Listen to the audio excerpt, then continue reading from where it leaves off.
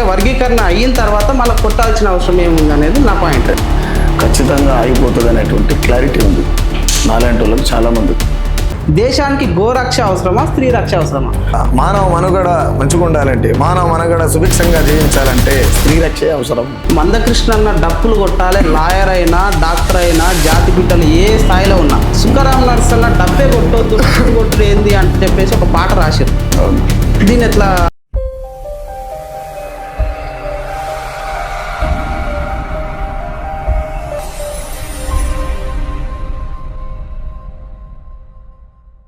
ప్రస్తుతం తెలంగాణలో ప్రజల పక్షమైనటువంటి పాట ఒకటే ఉన్నది.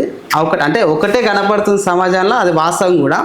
అలాంటి పాట ఈరోజు మన స్టూడియోకు రావడం జరిగింది. ఆ పాట ఎవరో కాదు, ప్రశ్నించే గొంతుక సుఖరామ్ నరసన్న గారు. అన్న నమస్తే. నమస్తే. మంచిగా అన్న? మంచిగా. ఫ్యామిలీ అంతా బాగుందా? ఏమైనా ఇబ్బంది ఉందన్నా ఆర్థికంగా? నాకు అంటే సహజంగా నేను చాలా ఇంటర్వ్యూలలో చెప్పిన, సుఖరామ్ నరసయ్యకి ఆర్థిక ఇబ్బంది ఉంటుంది, అది ఇబ్బందే కాదు. మానసిక ఇబ్బంది ఉన్నప్పుడు మనిషి బాగలేనట్టు లెక్క. మానసికంగా చాలా పుష్కలంగా, చాలా ఆరోగ్యంగా, చాలా బాగున్నాం అన్న. థ్యాంక్ యూ అన్న. ఈ మధ్యలో వర్గీకరణ ఉద్యమం లక్ష డప్పులు వేల గొంతులు అని చెప్పేసి ఒక కార్యక్రమం తీసుకురా, అది ఫెయిల్ అయింది. ఫెయిల్ అయిందంటే దాన్ని ఆపేసారు. ఎందుకో కారణం మన రేవంత్ రెడ్డి గారు అది చేయడం ద్వారా ఆగిపోయిందని అనుకుంటా. మళ్ళీ లక్ష డప్పులు కొడతామనే ఒక వార్త వినిపిస్తుంది, మందకృష్ణ చెప్తుండు. దాని మీద మీరేమంటారు? అంటే వర్గీకరణ అయిన తర్వాత మళ్ళీ కొట్టాల్సిన అవసరం ఏముంది అనేది నా పాయింట్. నేనేమంటున్నా అంటే, నా వర్గీకరణ కోసం లక్ష డప్పులు 1000 గొంతులు అనేటువంటి కార్యక్రమం ఖచ్చితంగా ఆగిపోతుంది అనేటువంటి క్లారిటీ ఉంది నాలాంటి వాళ్ళకి చాలామందికి ఉన్నది. మేధావులకు కావచ్చు, కొంతమందికి చాలామందికి ఉన్నది.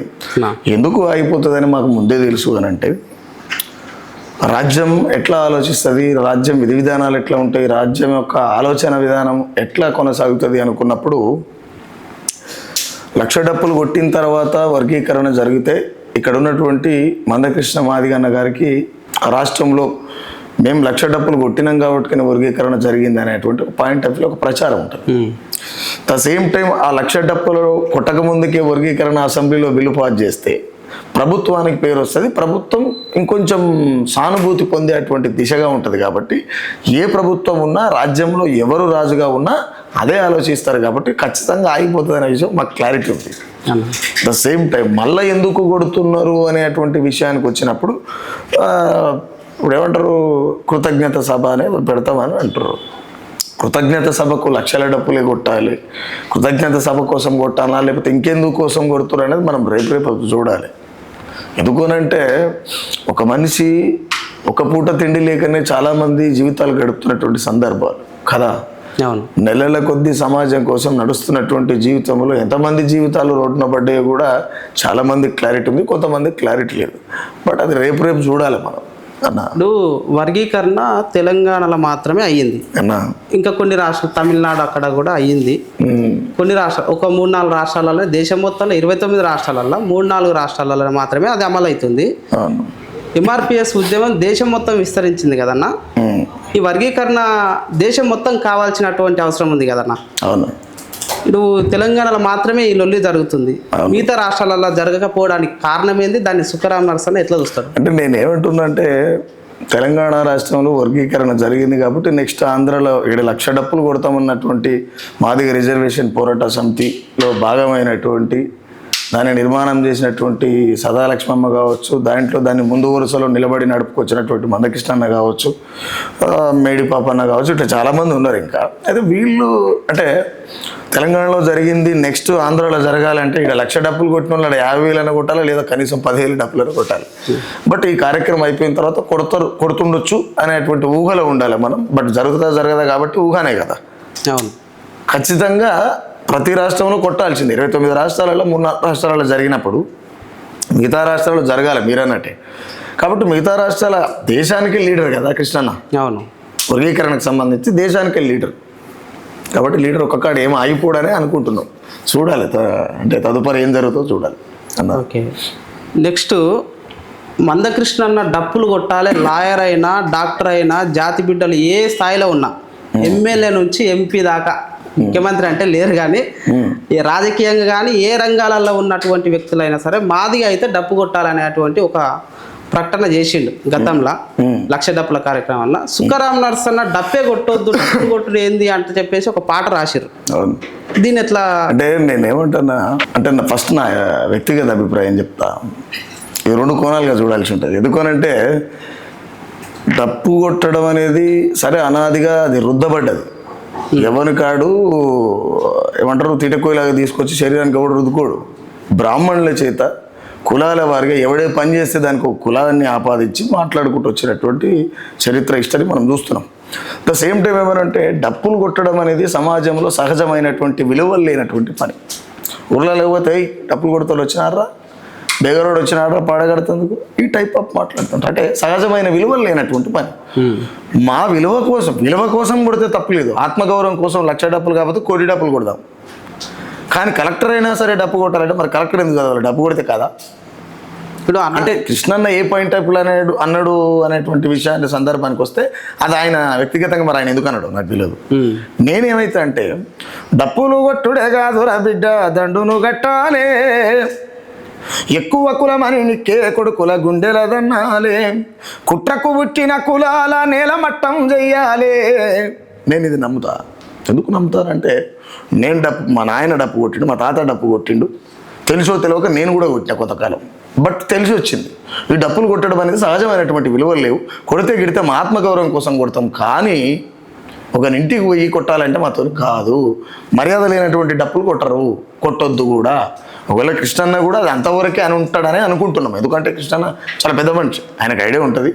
ఆ లక్ష్యం అంటే వర్గీకరణ కోసం ఎవరైనా సరే కొట్టాలని అన్నాడేమో, అది అంతవరకే అయిపోయి ఉంటుంది.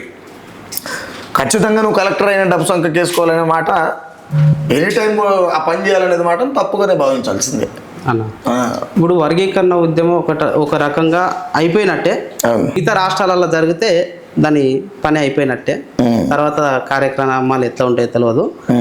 ఇప్పుడు మొన్న సూర్యాపేటలో ఒక మాల అబ్బాయిని చంపేసారు కులాంతర వివాహం చేసుకున్నందుకు. కులమే లేదని చెప్పేసి మీరు ఒక పాటలో చెప్పారు, కులమే లేదంట అని చెప్పి కులాంతర వివాహం చేసుకున్న కుల నిర్మూలన జరగాలని చాలా ఇంటర్వ్యూలలో మాట్లాడారు.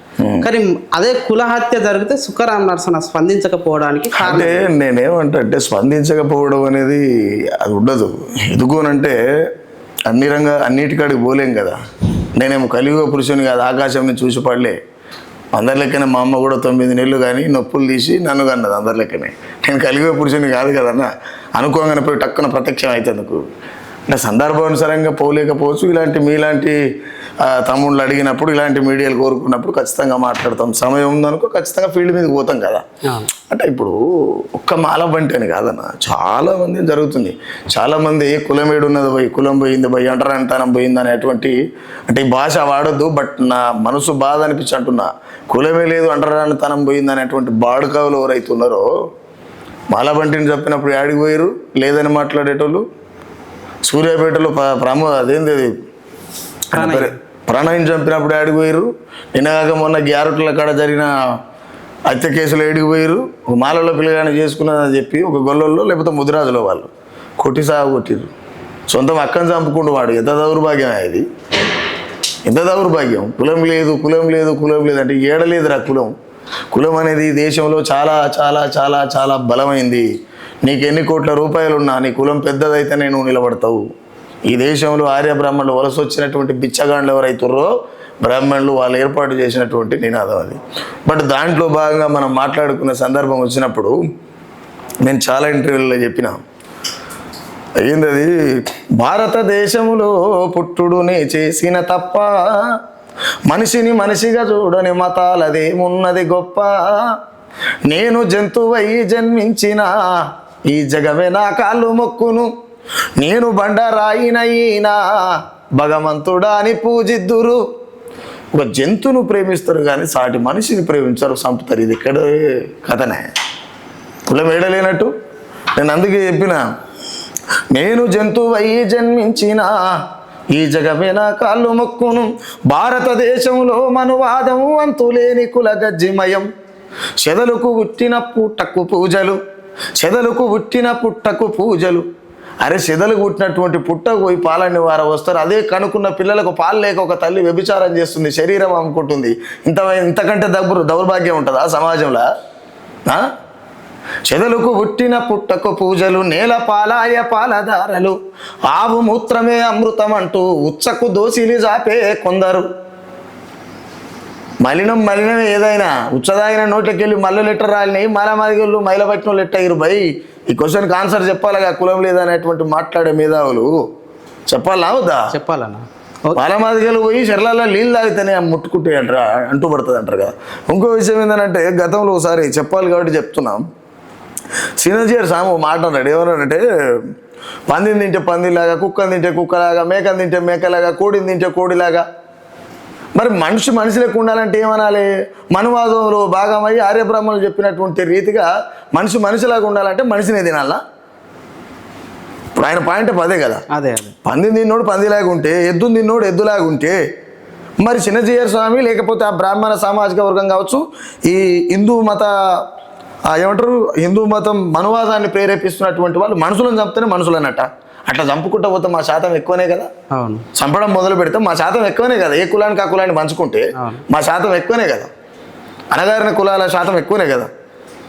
మనిషి మిగులుతాడా భూమి మీద? లేదు. క్లారిటీ లేని సాములు, క్లారిటీ లేని నాయకులు. అన్న మొన్న ఈ చిన్నజీయర్ అనే వ్యక్తి కూడా మొన్న అంబేద్కర్ దగ్గరికి పోయి ఆయన ఫోటోకి ఒక పూలమాల వేసి దండం పెట్టారు. దాన్ని సుఖరాం నరసన్ ఎట్లా చూస్తే, ఎందుకంటే ఈ అంబేద్కర్ వాదం వేరు, మన మనువాదం వేరు. పూర్తిగా మనువాదంతో ఉన్నటువంటి స్వామి ఆయన చిన్నజీయర్. అంబేద్కర్ దగ్గరకు వచ్చి దండం పెట్టి ఆయన పాదాలకు నమస్కారం చేయడాన్ని సుఖరాం నరసన్ ఎట్లా చూస్తాడు అంటే, నేనేమంటా సంపన్న, బొమ్మగడికి బొట్టు పెట్టి దండలేసి దండం పెట్టి, బొమ్మగడికి బొట్టు పెట్టి దండలేసి దండం పెట్టి, తక్కువ కులమని నిన్ను తిట్టినొల్లే ఎందరో, అవసరాల కొరకే అగ్రవర్ణ వేసు దండలో, బహుజనులు బతుకు తెరువు కొరకే అంటారు జై భీములో. సరిపోతాయి సమాధానం అన్న. నెక్స్ట్ ఇంకోటన్నా, మొన్న ఇక్కడ మాలబంటి దగ్గరకు వచ్చి ఏ నాయకులు మాదిగ కానీ మాల కానీ కుల సంఘాలు వర్గీకరణ కోసం పెద్ద యుద్ధం చేసిరు కదా, రెచ్చిపోయారు వాస్తవానికి. అదే కుల హత్య జరుగుతుంటే ఆ వర్గీకరణ మీద ఉన్నటువంటి బాధ్యత కానీ ఆ కమిట్మెంట్ కానీ ఇక్కడ ఒక మనిషి ప్రాణం పోతుంటే లేకపోవడానికి కారణం ఏంది? ఇంకొక విషయం ఏంటంటే మందకృష్ణన్న ఇక్కడ మన టెంపుల్ దగ్గర ఒక స్వామి చిలుకూరు బాలాజీ టెంపుల్ దగ్గర ఆయనను ఎవరో దూషిస్తే ఆయనకు పోయి మద్దతుగా నిలిచిండు. ఇక్కడ బంటి దగ్గరికి వచ్చి వాళ్ళ కుటుంబాన్ని పరామర్శించలేకపోయింది. దీన్ని ఒక సామాజిక పాటలు రాసేటువంటి వ్యక్తిగా మీరు ఎట్లా చూస్తారు? నేనేమంటే, పోకపోవడం అనేది దుర్మార్గమైనటువంటి చర్య. కానీ ఎందుకు పోలేదు అనేది ఆయననే అడగాలి. ఎందుకంటే ఆయన షెడ్యూల్ మనకైతే తెలుస్తుంది. పోకపోవడం మాత్రం ఖచ్చితంగా దుర్మార్గం అనే చెప్తాను నేనైతే, అది ఎవరైనా కానీ. ఇప్పుడు నేనేంటంటే, మనుధర్మం అనేటువంటి విషయానికి వస్తే, మనుధర్మాన్ని ప్రేరేపిస్తామంటే మా అయ్య అయినా సరే, మా అయ్య నన్ను అన్న అయ్య అయినా సరే సుఖరాం నరసే ఒప్పుకోడు. ఎందుకు ఒప్పుకోడు? మనుధర్మం మనిషినిగా చూడమని చెప్పలేదు, చూడలేదు కూడా. ద సేమ్ టైం ఒక పూజారికి ఏదో జరిగిందని చెప్పి మందకృష్ణ పోవడం, ఒక మానవతావాదిగా పోవడం మంచిదే. కానీ ద సేమ్ టైం ఇక్కడ ప్రాణం పోయినప్పుడు కూడా రాకపోవడం, లేకపోవడం అనేది దుర్మార్గమైన విషయం. మరి ఆయన షెడ్యూల్ ఏందనేది మీరు అతన్నే అడగాలి. నెక్స్ట్ బీసీ వాదం అని ఈ మధ్యలో కొంతమంది ఈ మధ్యలో వచ్చినటువంటి నాయకులు కొంచెం పేరు రాగానే ఆ బీసీ వాదాన్ని గతంలో ఒక 20-30 ఏళ్ళ నుంచి మోసినటువంటి వాళ్ళని పక్కన పెట్టుకొని చలామల్ని అవుతున్నారు కొంతమంది. వాళ్ళు ప్రభుత్వంలో కూడా ఇప్పుడు ఒక బాధ్యతలో ఉన్నారు, ఒక 10 ఏళ్ళలో ఉన్నారు. అట్లాంటి బాధ్యత తీసుకోవడం కరెక్టేనా, లేకపోతే దాన్ని నమ్మొచ్చా, నమ్మనికే రాదు? ఎందుకంటే గతంలో కూడా వాళ్ళు ఎత్తుకున్న వాదం వేరు, దాన్ని ఇడిచిపెట్టారు. మళ్ళీ ఇప్పుడు కొత్త వాదం బీసీ వాదం అని ఎత్తుకుంటారు. అట్లాంటి వ్యక్తిని అంటే నేను ఏమంటే సాంబా అన్న, ఇవాళ బీసీ వాదాన్ని ఎత్తుకున్నటువంటి నాయకుడు ఆయన శాసన మండలి ఇంకేమన్నా ఉండనటువంటి విషయాన్ని కాసేపు పక్కన పెడితే, ఈ బీసీ వాదం లొల్లిని నడిపిస్తున్నదంతా కూడా యనమల రేవంత్ రెడ్డి రాష్ట్ర ముఖ్యమంత్రి. ఇది చాలామందికి క్లారిటీ లేదు. ఎందుకు అనంటే, కాంగ్రెస్ పార్టీలో నియమ నిబంధనలు అనేటువంటి పద్ధతి, ఫార్మాలిటీస్ అనేది ఏ పార్టీలో అయినా ఒక సిద్ధాంతం అనేది ఉంటుంది. కదా. అవును. ఆ సిద్ధాంతాన్ని, ఆ కమిట్మెంట్ను దాటిపోయి ఒక వ్యక్తి మాట్లాడుతున్నప్పుడు ఒక రాష్ట్ర ముఖ్యమంత్రి ఏం చేస్తున్నాడు కదా. నోటితో మాట్లాడలేని మాటలు, అనగూడని మాటలు మాట్లాడుతున్నటువంటి పార్లమెంటరీ పందాలో గెలిచి పార్లమెంటు శాసనాల చుట్టూ తిరుగుకుంటా, శాసన మండలిలో మాట్లాడుకుంటా అన్పార్లమెంటరీ భాషను వాడుతున్నాం అంటేనే రాజ్యాంగాన్ని ధిక్కరిస్తున్నట్టు లెక్క, ఆ పార్టీ యొక్క విధి విధానాలను వ్యతిరేకిస్తున్నట్టు లెక్క. అలాంటప్పుడు అట్లా మాట్లాడినటువంటి వ్యక్తిని ఎందుకు పాయింట్అవుట్ చేసి యనుమల రేవంత్ రెడ్డి మాట్లాడాడు? మొన్న మాట్లాడినా నా ఒక విషయం ఎక్కడ, ఒక చిన్న వీడియో చూసిన నేను. కొంతమంది బీసీ ఇదే చివరి ముఖ్యమంత్రి, ఇక తర్వాత బీసీలే అని నేను విన్నది. నేను కొట్టినట్టు చేస్తాను, నువ్వు ఏడ్చినట్టు చేయి. తెలంగాణలో ఉన్న పాలిటిక్స్ ఏంటంటే నేను కొట్టినట్టు చేస్తాను, నువ్వు ఏడ్చినట్టు చేయి, మిగతాదంతా కామ్గానే ఉంటుంది, ఏమి ఉండదు అన్న. దిడ్డి దర్వాజా వెనకట ఏంది, దిడ్డి దర్వాజాలంగా దొరలకు సప్లై చేస్తే నా గుడ్డి దీపమారిపాయ నాగులో నాగన్న, గుడిసంతా చీకటాయ నాగులో నాగన్న జమంలో పాట ఉండే. సేమ్ అదే పాలిటిక్స్ నడుస్తుంది ఇక్కడ. ఇప్పుడు తెలంగాణలో రేవంత్ రెడ్డి వచ్చిన కాంచెలు ఇప్పటిదాకా అంత డైవర్షన్ పాలిటిక్స్ నడుచుకుంటూ వచ్చింది. ఇస్తున్న పెన్షన్ వచ్చిందా, రైతు బంధు వచ్చిందా, లేకపోతే రుణమాఫీ కరెక్ట్గా జరిగిందా, ఏం జరిగింది ఒకటి చూపిరి.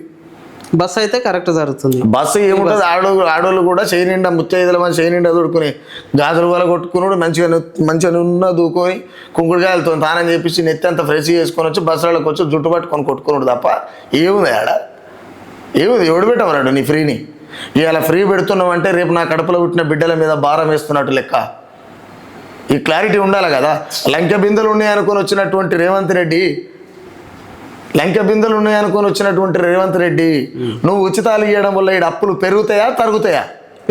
పెరుగుతాయి కదా. అంటే ఈ తెలంగాణని అభివృద్ధి తెలంగాణ కాకపోయినా అప్పులు లేని తెలంగాణ చెయ్యర్రా నాయన అని ప్రజలు కొత్తగా యుద్ధం పుట్టుకొచ్చేటువంటి పరిస్థితికి తెలంగాణను తీసుకొస్తారన్న క్లియర్గా. మీరు గవర్నమెంట్ ఏర్పడిన కొద్ది రోజులకి 1 month 2 monthsకి ఒక పాట రాసిరన్న. అవును, గుంపు మేస్త్రి అని. ఒకసారి ఆ పాట నేను ఏమంటే అన్న, ఎందుకట్లా రాయాల్సి వచ్చిందనంటే 6th సెన్స్ అనేది అందరికి ఉంటుంది. కొందరికి మూట్లో ఉంటుంది, నాకు ఆన్లో ఉంటుంది. సింపుల్గా 6th సెన్స్ అనేది అందరికి ఉంటుంది. కొంతమందికి మూట్లో ఉంటుంది, నాకు మాత్రం 24 hours ఆన్లో ఉంటుంది. నేను ముందుగా ఆలోచించగలిగే శక్తి ఉన్నది. మా తల్లిదండ్రులు నన్ను ఆ తీరుగా మరి ఎట్లా ఏంది ప్రకృతి అని చెప్పలేను నేను, కానీ మా తల్లిదండ్రుల పుణ్యమేమో, బహుశా నాకు ఆ జీన్స్ ప్రభావం ఏమో, నాకు ముందుగా ఆలోచించేటువంటి అది ఉన్నది. ఎందుకోనంటే నీ మంత్రివర్గంలో ఎవరున్నారు ఇలా? అధిక శాతంలో ఎవరున్నారు మంత్రివర్గంలో? వాళ్ళ కులపోలే ఉన్నారు కదా. అందుకే ఆకాశం అంతా పందిరి వేసి డప్పు కొమ్ములతో సందడి చేసి చుట్టాలనంత ఇంటికి విలిసి ఇస్తరాకులు అన్నం వేసి అంచుల తొక్కుకు అమ్మకు గలసా ఢిల్లీకి పోయి కొడుకును కలిసి తిరిగి తీరం చేరేసరికి వేసిన అన్నం పాసే మెచ్చి మెడల దండేసిండ్రో తన కులపోళ్లను కూడేస్తుండో గా గుంపు మేస్తిరి గుణవేందో దినదినము వడగండో. అది రాసినట్టు బీసీ కులగణన ఉంది కన్నా, ఇది రాహుల్ గాంధీ చెప్పినటువంటి ముచ్చట. ఆ రాహుల్ గాంధీ చెప్పినాడు కాబట్టి రేవంత్ రెడ్డి గారు దాన్ని ఇప్పుడు మల్లన చేసే కొన్ని మాటలకు కానీ అవన్నిటికీ ఎక్కువ ఫోకస్ తీసుకోకుండా కులగణన చేస్తున్నాం. మా నాయకుడు చెప్పింది కాబట్టి ఒక నికార్స్ అయిన కార్యకర్త లెక్క నేను చేస్తున్నాను. రేవంత్ రెడ్డికి ఒక నాయకుడు అనేటువంటి ఉన్నానే, భలే చెప్తారు మీరు. రేవంత్ రెడ్డి కాంగ్రెస్ పార్టీ అధ్యక్షుడు. ఈయన నేనేం చెప్పాను, రేవంత్ రెడ్డికి ఒక నాయకుడు అంటే కొద్ది రోజులు చంద్రబాబు బాస్ ఆయనకు, కొద్ది రోజులు కల్వకుంట్ల చంద్రశేఖరరావు బాస్ ఆయనకు, కొద్ది రోజులు బీజేపీ బాస్ ఆయనకు. ఏ ఎండక గొడుగు పెట్టేటోళ్ళకి మా నాయకుడు చెప్పిండు. ఈ నాటకాలను ఎవరికి చెప్పాలి? అమాయకమైనటువంటి ప్రజలకు చెప్పాలి. తెర మీద తీసుకొచ్చి మాట్లాడతారు. ఆయన కాంగ్రెస్ లోనే నేను ఏం చెప్తున్నా, ఈడున్న పార్టీలు ఉంటే ఆయన నాయకుడు. కాంగ్రెస్ నేను అనేది ఏంది, మా నాయకుడు అని చెప్తుండు కదా. నాయకుడు ఎప్పుడు మారిపోతాడో తెలియదు. వాళ్ళ దాంట్లో ఉన్నటువంటి మంత్రివర్గమే రేవంత్ రెడ్డిని ఎంతకాలం ఉంచుతారో తెలియదు. ఆయన గోష ఎప్పుడు కూడా వెకేది తెలియదు పెద్దనా. మనం ఊగనే మా నాయకుడు అని ఆయన అన్నంత మాత్రం ఆయనకు నాయకుడు, ఈయనకు నాయకుడు. సంచులు మోసినోడు కాదు అన్న రేవంత్ రెడ్డి. మళ్ళీ ఇలా కొత్తగా చెప్తారు, శుద్ధ పూజ లెక్క మాట్లాడతారు ఏందన్నా. సంచులు మోసినోడు కదా, మీకు తెలియదా? మోసిండు కదా, దొరికిండు కదా, మళ్ళీ ముచ్చట చెప్తారు శుద్ధ పూజ లెక్క. ఇక్కడ మేము ఏమంటున్నాం, ఆ రాహుల్ గాంధీ చెప్పొచ్చు, రాహుల్ గాంధీకి సంబంధించినటువంటి కాంగ్రెస్ పార్టీకి సంబంధించినటువంటి గాంధీ ఎవరు? స్వతంత్ర యోధుడు, కాంగ్రెస్ పార్టీలో భాగమేగా. అవును కాదా? ఇదే గాంధీ రాజ్యాంగంలో పొందుపరిచినటువంటి రిజర్వేషన్లకు వ్యతిరేకంగా సస్తందు కూడా సిద్ధపడి జైల్లో దీక్ష చేయలేదా? చేసిండు. మరి ఆ రోజు ఎటుపోయింది కాంగ్రెస్ పార్టీ? ఇలా లావు మాట్లాడుతున్నాం, మా నాయకుడు చెప్పిండు మేము చేస్తామని మాట్లాడుతున్నారు కదా, ఆ రోజు ఎక్కడ పోయింది? ఇలా గాంధీని మొక్కుతున్నటువంటి దళిత బహుజన బిడ్డలకు ఏమైనా సోయి ఉండాలి, నా భాషలో చెప్పాలంటే సిగ్గి లజ్జ ఉండాలి అంటున్నా నేను. ఎందుకని? నువ్వు అనుభవిస్తున్నటువంటి రిజర్వేషన్ వద్దని సస్తందుకు సిద్ధపడ్డాడు. నీకు దేవుడు ఎట్లా అయిండు, నీకు మహానుభావుడు ఎట్లా అయిండు? నీ కోసం చచ్చిపోయినటువంటి అంబేద్కర్ని మాత్రం నడి రోడ్డు మీద శిరస్సు మీద సుత్తలు పెట్టి కొడుతుంటే నీకు నోరు లేదా? ఏమైనా జెండాల కాడ జయ్య నీది కానీ జెండా కోసం కొట్లాడ కాడ ఉంటావు నువ్వు. సోయి ఉండాలి కదా. ఏం చెప్తావు రేపు నీ కడుపులో పుట్టిన పిల్లలకి ఏం చేసినావు నాయన అంటే? పిలిచినోని కల్లా పోయి మొత్తుకున్నా, పోసినోని కల్లా తాగినా, పెట్టినోని కల్లా తిన్నా అని చెప్తావు నీ పిల్లలకు. ఇవాళ అంబేద్కర్ గురించి దేనికి మాట్లాడుకుంటున్నాం? ప్రపంచ ప్రఖ్యాతి పొందినటువంటి గొప్ప మహనీయుడు కదా. భారత రాజ్యాంగం రాసిన అన్ని దేశాలకు రాజ్యాంగం ఉంది. అవును, అన్ని దేశాలకు ఉన్నట్టే మనకో దేశం ఉంది. మన దేశంలో రాజ్యాంగం ఉన్నది, కానీ ఇక్కడ కులం ఉన్నది కాబట్టి రాజ్యాంగం మన ఇంటి దీపం లెక్క కనబడుతుంది, మన బతుకు లెక్క కనబడుతుంది, మన మెతుకు లెక్క కనబడుతుంది. ఇక్కడ కులమే లేకపోతే అన్ని రాజ్యాంగాల లెక్కన ఈ రాజ్యాంగం ఉండు కదా. కాబట్టి కాంగ్రెస్ పార్టీ రాహుల్ గాంధీ అన్నాడు, సోనియా గాంధీ అన్నాడు, లేకపోతే ఇంకో గాంధీ అన్నాడు. ఇది కాదు కదా అన్న కాన్సెప్ట్. రిజర్వేషన్లు వద్దన్నదే కాంగ్రెస్ పార్టీలో ఉన్నటువంటి గాంధీ కదన్నా. అవును. మళ్ళీ మీరు దాన్ని పరిగణలో దిగిస్తారు ఎట్లా? ఇంకో విషయం ఏంటంటనా, స్వతంత్ర ఇప్పుడు ఆ 15 ఆగస్టు ఉంది, జనవరి 26 ఉంది అన్న.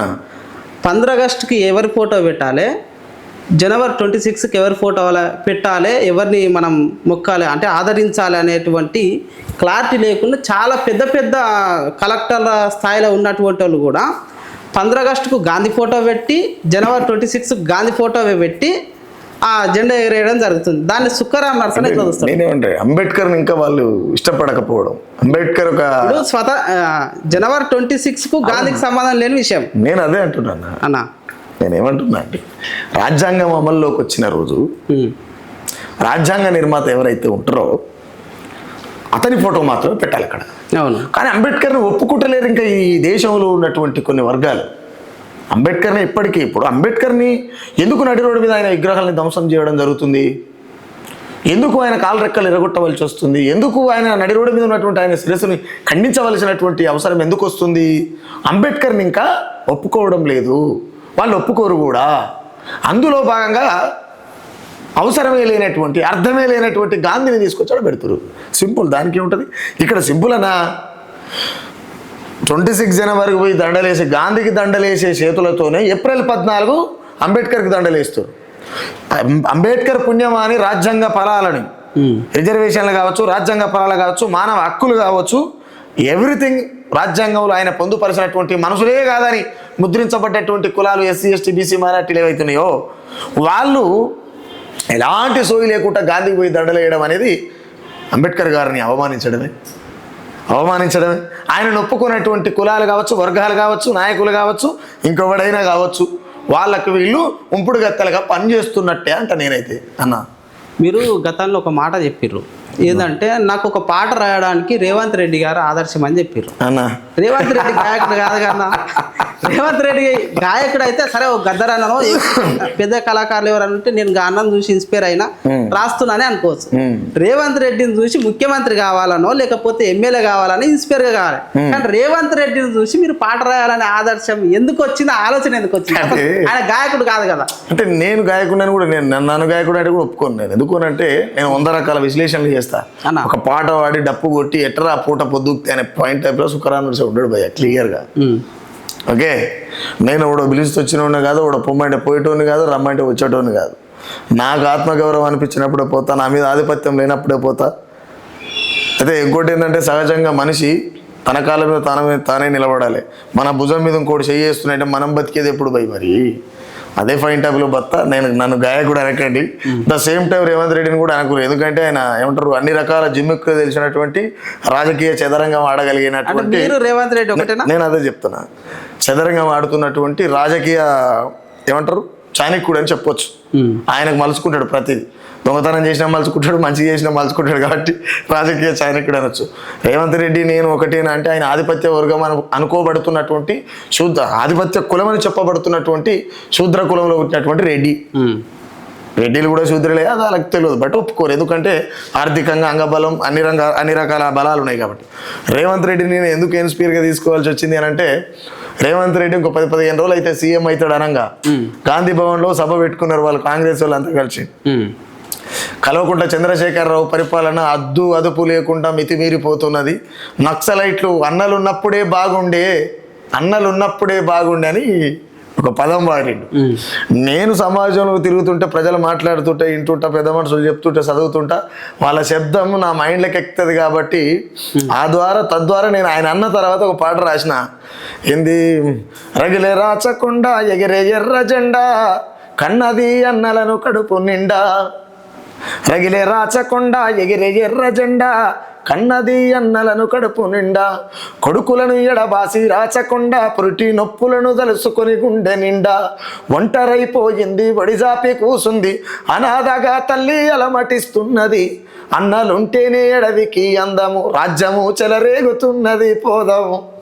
ఆయన అన్న మాటని అన్నలు ఉన్నప్పుడే బాగుండని రేవంత్ రెడ్డి అంటే ఆ మాటను తీసుకొని రాష్ట్రం అన్న. ప్రజాస్వామ్యంలో నక్సలిజం అనేది ప్రజాస్వామ్యానికి వ్యతిరేకం. అడవులలో పోయి తుపాకీ పట్టుకోవడం ఇదంతా.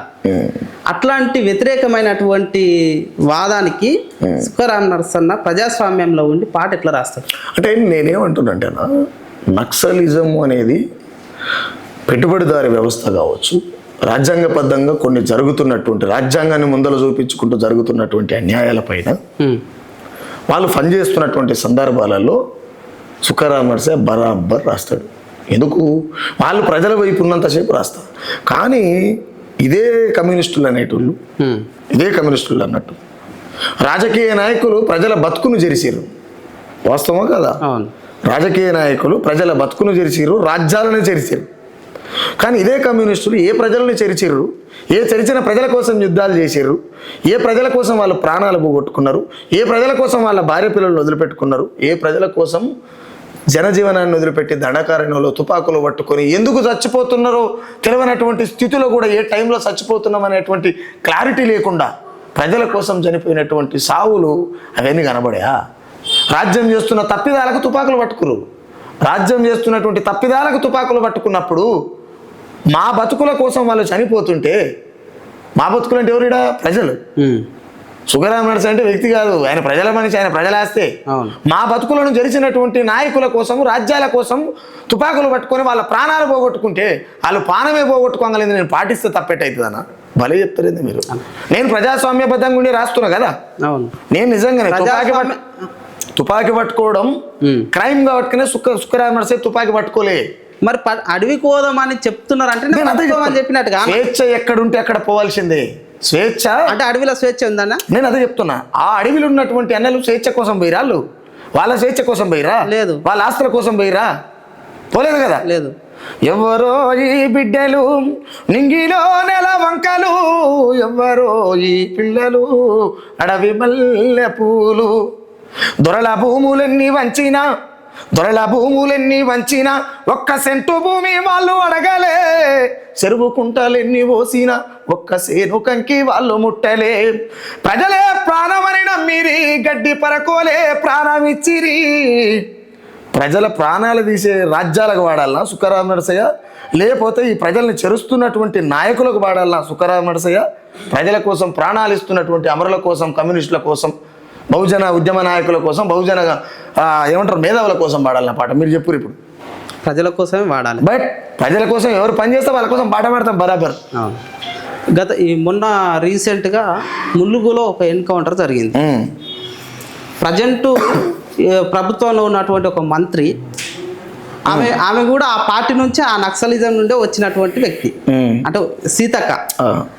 ములుగులో ఎన్కౌంటర్ జరిగితే సీతక్క ప్రమేయం లేకుండా, ఆమె అనుమతి లేకుండా ఎన్కౌంటర్ జరుగుతుందా? ఒకవేళ జరిగితే సీతక్క అట్లా ఇంపాసిబుల్ బ్రదర్, అది ఇంపాసిబుల్. మంత్రి ఆమె, అవును, ఆమె ఎమ్మెల్యే, ఆమె ప్రాంతంలోనే మంత్రి స్థాయిలో ఉన్నటువంటి ఆమె ప్రాంతంలో ఆమె ఎమ్మెల్యే, ఆమె మంత్రి, ఆమె తెలియకుండా ఏం జరగదు. బట్ నేను ఏమంటే, సమాజంలో రకరకాల జీవులు ఉంటారు కదా. అవును. అవసరాల కొరకు తుపాకులు పట్టినటువంటి దొంగ కమ్యూనిస్టులు కూడా ఉన్నారు ఈ సమాజంలో. కమ్యూనిజం ఇక్కడ ఫెయిల్ కావడానికి కారణం ఏంటి అని అంటే, అవసరాల కోసం తుపాకులు పట్టినటువంటి దొంగ నాయకులు కూడా ఉన్నారు ఇక్కడ. క్లియర్గా ఈ మాటలో సమాధానం ఉంటుంది. మీరు దేవుళ్ళు అడుకోరు, ప్రజలకు చెప్పారు.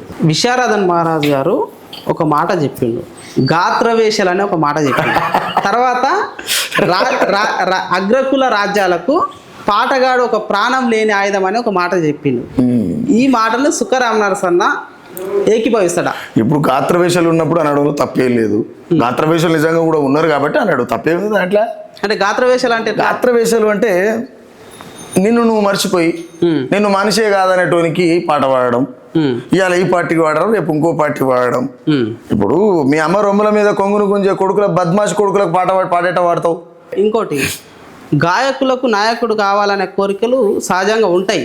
ఆ నాయకుడు కావాలనేటువంటి కోరిక మేరకు ప్రయాణం చేయడంలో తప్పేముందని అది గాత్రవేష కింద. నేనేమంటున్నంటే నిన్ను నువ్వు మర్చిపోయి జీవించేది కావచ్చు, ప్రయాణించేది కావచ్చు, అది శూన్యమే. నీకు నువ్వు గుర్తుండాలి కదా, ఉండాలి అవుతా. నువ్వు ఏ ప్రయాణమైనా చెయ్యి, కానీ నీకు నువ్వు గుర్తుండాలిగా. ఆ గుర్తు లేకుండా జీవించేటువంటి గాత్రవేషల గురించి మాట్లాడాడు ఆయన. నేను కూడా అలా గురించి మాట్లాడుతున్నా. అలానే గాత్రవేషాలు అంటున్నా. మొన్న కమ్యూనిస్ట్ పార్టీకి ఒక దళితుల్ని అధ్యక్షుని చేశారు. ఇన్నేళ్ళ చరిత్రలో దళిత అధ్యక్షులు ఎవరు లేరు కమ్యూనిస్ట్ పార్టీలో. కాకపోతే ఆ ఉద్యమంలో పనిచేసి ప్రాణాలు ఓడగొట్టుకున్న వాళ్ళంతా దళితులు, బీసీలే ఉన్నారు. కానీ అధ్యక్ష పదవి మాత్రం ఇప్పుడు దగ్గర 100 ఏళ్ళు అవుతుంది. 100 ఏళ్ళ తర్వాత ఒక ఎస్సీకి, ఒక దళితునికి అధ్యక్ష పదవి అప్పగించడాన్ని ఒక కమ్యూనిజం భావజాలం ఉన్నటువంటి వ్యక్తికి ఎట్లా చూస్తారు? అంటే ఒక సుఖరామ నరసకే కమ్యూనిజం భావజాలం ఏం లేదన్న. పుట్టిన ప్రతి మనిషిలో రియలైజ్ అనేటువంటి కాన్సెప్ట్ ఉంటే కమ్యూనిజం ఉన్నట్టే లెక్క. రియలైజ్ అనేది ఉంటే కమ్యూనిజం అయినట్టే లెక్క. కాకపోతే బట్ మనిషి ఒప్పుకోడు. ప్రతి మనిషిలో కమ్యూనిజం ఉంటుంది. మార్క్స్ ఉత్తగానే రాయలే. ద సేమ్ టైం దళితునికి ఇవ్వడం అనేది దాన్ని గొప్పగా ఎందుకు చూడాలి? దళితులు మనుషులు కదా, మనుషులు కానందుకేనా ఇన్ని రోజులు ఇవ్వని. వాళ్ళు ఎందుకు ఇవ్వలేనటువంటి కాన్సెప్ట్ని పక్కన పెడితే ఇది ఆధిపత్య వర్గాల కొట్టాట నుంచి వచ్చినటువంటి మాట. నేనేమంటున్నా, ఒక దళితునికి ఇచ్చారని మీరు అంటారు కదా, దళితులు మనిషి కాదా అంటున్నా. నేనేమంటున్నా తప్పే ఉంది అంటున్నా. లేదు, ఇవ్వాలి. అదే ఒక నేనేమంటున్నా, ఈ దేశంలో కమ్యూనిజం కబ్జా చేయబడ్డది. ఈ దేశంలో కమ్యూనిజం కబ్జాకు గురయ్యింది. కమ్యూనిజంలోకి కులం జొరబడ్డది. ఒకప్పుడు రెడ్లు కావచ్చు, వెలమలు కావచ్చు, నాయుళ్ళు కావచ్చు, బ్రాహ్మణ్స్ కావచ్చు, వాళ్ళకున్న జీవితాలను వదిలిపెట్టి 100,000 ఎకరాల భూమిని ప్రజలకు పంచినటువంటి నాయకులు వాళ్ళకి ఖచ్చితంగా వాళ్ళ కాలు మొక్కాల్సిందే. నేనైతే బరాబర్ మొక్తా. ఎందుకు అంటే ఉన్నత వర్గాలమని చెప్పుకోబడినటువంటి ఈ భారతదేశంలో పుట్టినటువంటి వాళ్ళు, కొంతమంది మహనీయులు అగ్రవర్ణాలలో పుట్టి కూడా ఈ భూమి మా దగ్గర ఇంతెట్టుంటుంది అనేటువంటి పాయింట్ ఆఫ్ లో వాళ్ళు పంచినటువంటి వాళ్ళని మొక్కొచ్చుగా, తప్పేం లేదు. ఖచ్చితంగా మొక్కాలి. ద సేమ్ టైం అక్కడ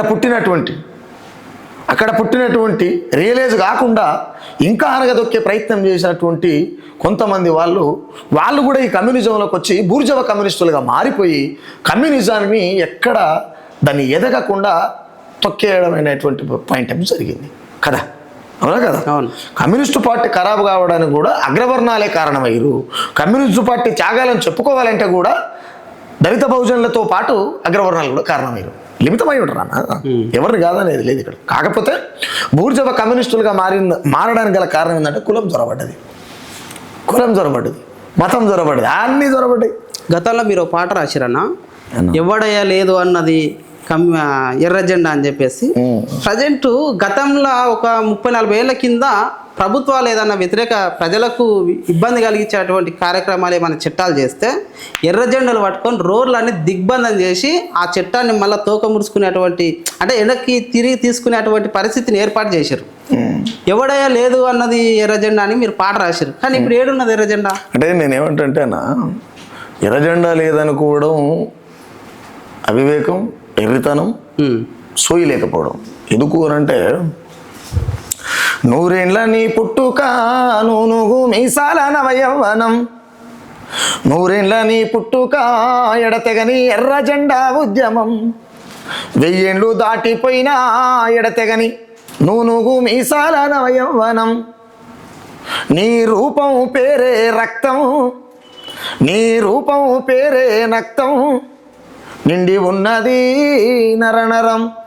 అంటే నేను ఒక విషయం చెప్తా, కమ్యూనిజం ఎందుకు పోదు అని అంటే, ఎర్రజెండా ఎక్కడున్నది అని అంటే, ఎర్రజెండా పట్టుకుంటేనే నాకు కమ్యూనిస్ట్ అని ఎవరు చెప్పారు మీకు? రాసిరా అట్లయినా? ఆ రకంగానే ప్రచారం జరుగుతుంది కానీ ఏళ్ళ నుంచి ప్రచారం చేసారు. ప్రచారం బూటకమైంది కాబట్టి కమ్యూనిజం అంతరించే స్థాయికి వచ్చింది సార్. ఇక్కడ అంతరించదు. ఆ స్థాయికి తీసుకొచ్చినాం. ఇప్పుడు ఎక్కడో ఉన్నటువంటి అమిత్ షా అడవిలో ఉన్నటువంటి ఆదివాసులను నక్సలైట్లు అని చెప్పి వాళ్ళ వెన్నుల మీద గన్నులు మోపి నీళ్లు వారబట్టినటువంటి నదులలో నెత్తురు నింపుతుంటే ఆధిపత్య వర్గాలు, పెట్టుబడిదారీ వ్యవస్థ, అంబానీ ఆదాని చేతిలో దేశం ఉంటుందా? భారత సైన్యాలుగా బార్డర్లో గస్తీ కాస్తున్నటువంటి జవాన్లు ఎవరైతే ఉన్నారో వాళ్ళకి సంబంధించినటువంటి తుపాకులు కావచ్చు, వాళ్ళకి సంబంధించినటువంటి యుద్ధ విమానాలు కావచ్చు ప్రభుత్వ పరిధిలో జరగాలి. చిన్న నట్టు కూడా బయట దొరకదు. కానీ అలా అంబానీ ఆదాని వాళ్ళు దాన్ని తయారు చేస్తున్నారు కదా. దేశం అంతా కార్పొరేట్ చేతులు ఉన్నది కదా. ప్రజలు ఎన్నుకోబడినటువంటి నాయకత్వ చేతిలో ఉన్నదా?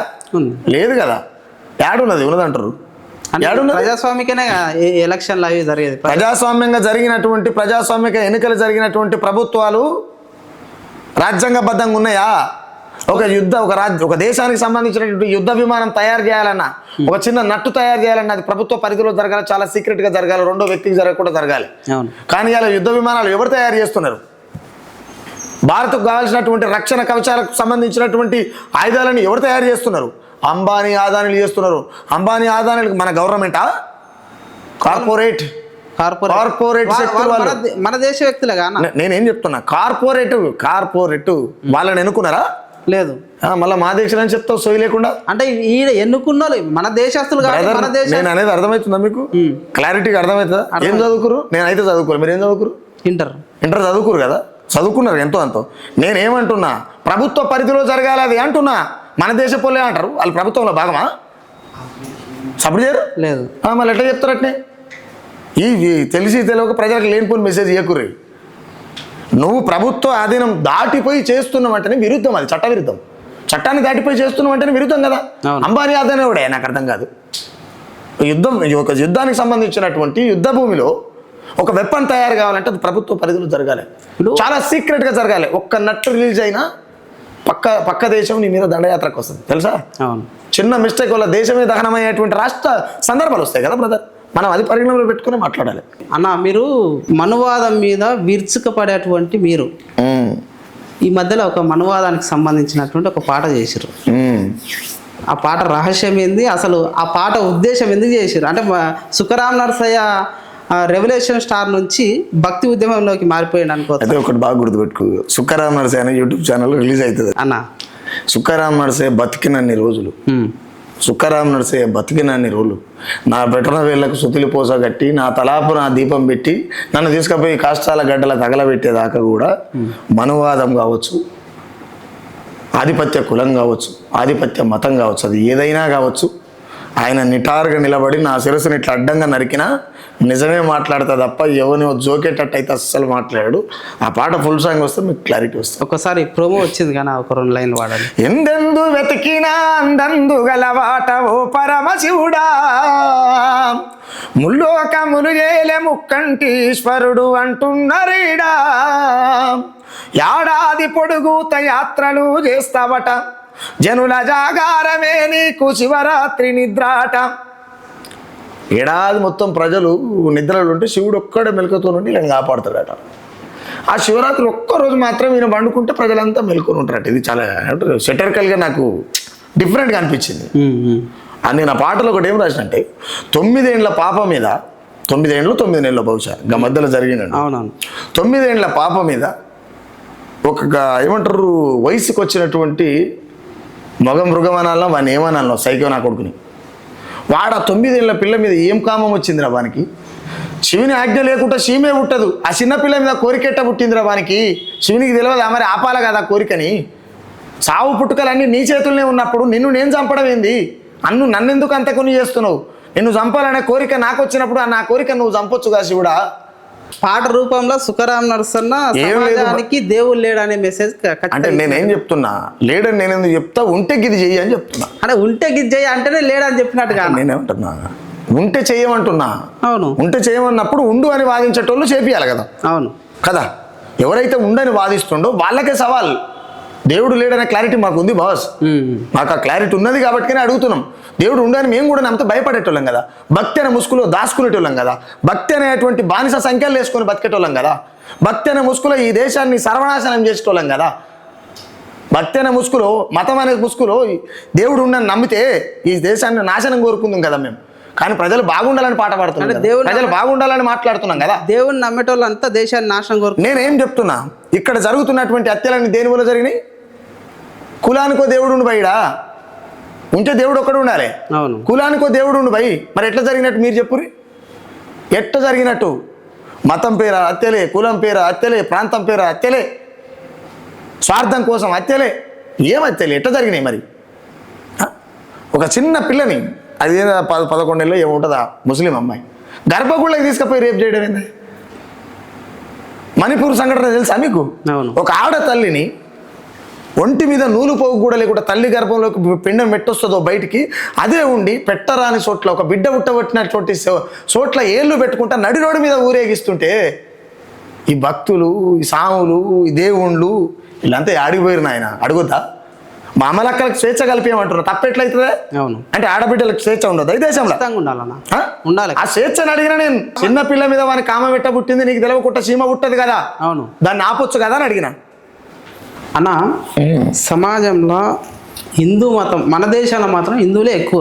ఆ జనాభా లెక్కలలో చూసుకున్నా, అంటే ఏ రకంగా చూసినా హిందువులు ఎక్కువ. ఇది హిందూ దేశం. అంటే నాకు చిన్న క్లారిటీ అన్న, ఈ ఛానల్ ద్వారా నేను కూడా మంచి క్లారిటీ ఇవ్వాలనుకుంటున్నా. మీరు క్వశ్చన్ తీసుకొచ్చారు కాబట్టి చెప్తున్నా. అసలు హిందువులు అంటే ఎవరన్నా? ఏ కులాలు హిందువులు? ఇక ఆ క్లారిటీ అయితే లేదన్న. ఎందుకంటే హిందూ దేవుళ్ళని మొక్కేటోళ్ళు అందరూ హిందువులే. హిందూ దేవుళ్ళు ఎవరెవరు? రాముడు, కృష్ణుడు, ఎల్లమ్మ, మైషమ్మ. నేనేమంటున్నా అంటే అన్న, కులాల వారిగా దేవుళ్ళు అన్న. అవును, అలాంటప్పుడు ఏ కులం వాళ్ళు, ఏ దేవుని మొక్కేటోళ్ళు హిందువులు? అది నాకు క్లారిటీ ఇస్తే నేను చాలా మంచి క్లారిటీ ఇస్తాను ప్రజలకు కూడా. ఎందుకు నేను ఈ మాట చెప్తున్నా మీకంటే, ఇక్కడ హిందువులు అధిక శాతం ఉండరు అనేది మీ క్వశ్చన్ అదే కదా. అవును, హిందువులు అధిక శాతం ఉన్నటువంటి దేశం కాబట్టి హిందువులు ఎవరు అని నేను అడుగుతున్నా. హిందువులు ఎవరు అని అడుగుతున్నప్పుడు, ఇప్పుడు గౌడ్స్ ఉన్నారు. మా అంటే సమాజంలో అన్ని సమాజాలు బట్టి మాట 50 ఏళ్ళు అవుతుంది, 30 ఏళ్ళు కూడా అవుతుందో అయితలేదు కదా. వీళ్ళు హిందువులుగా ఈ దేశంలో అధిక శాతం ఉన్నటువంటి బీసీ వాళ్ళు ఎవరైతే ఉన్నారో, ఈ అరకా కొరక ఉన్నటువంటి హిందూ మత భావజాలం, మనుధర్మ శాస్త్రాన్ని ప్రేరేపించేటువంటి పిలకతోక పీకుడు మంతులు బ్రాహ్మణులకు బలంగా వీళ్ళని మార్చుకున్నారు కదా. బలంగా వీళ్ళు మార్చుకున్నారు అంతే. అవును, ఇప్పుడు బీసీలు శూద్రులు కదా, రెడ్డిలు శూద్రులు కదా, రావులు శూద్రులు కదా, వాళ్ళు శూద్రులే, అందరు శూద్రులే కదా. మరి మీకు ఎవరు మేము అగ్రవర్ణం అన్నది? సో ఉండాలి ఏమన్నా? నేనేమంటున్నా, హిందూ అనేటోడు ఎవడన్నా ఉండు అని అంటే అది కేవలం ఒక బ్రాహ్మణ్ మాత్రమే. ఫస్ట్ ఆఫ్ ఆల్ ఈ క్లారిటీ ఉండాలి. ఇక్కడ హిందూ అనేటోడు ఉన్నాడు, గర్భగుడిలో ఎవడైతే కూసోగలుగుతుండో, గర్భగుడిలో ఎవడైతే నిలబడగలుగుతుండో వాడు మాత్రమే ఇక్కడ హిందూ. ఈ క్లారిటీ లేక మనలో చాలా మొత్తుకుంటారు. బీజేపీ నాయకులు కావచ్చు, ఆర్ఎస్ఎస్ వాళ్ళు కావచ్చు, లేకపోతే ఈ మన హిందూ మతంలో భాగమై తిరుగుతున్నటువంటి వాళ్ళు కావచ్చు. మరి నేను ఇదే దేశంలో పుట్టినా కదా, నేను అంటరాను ఎందుకైనా అంటున్నా.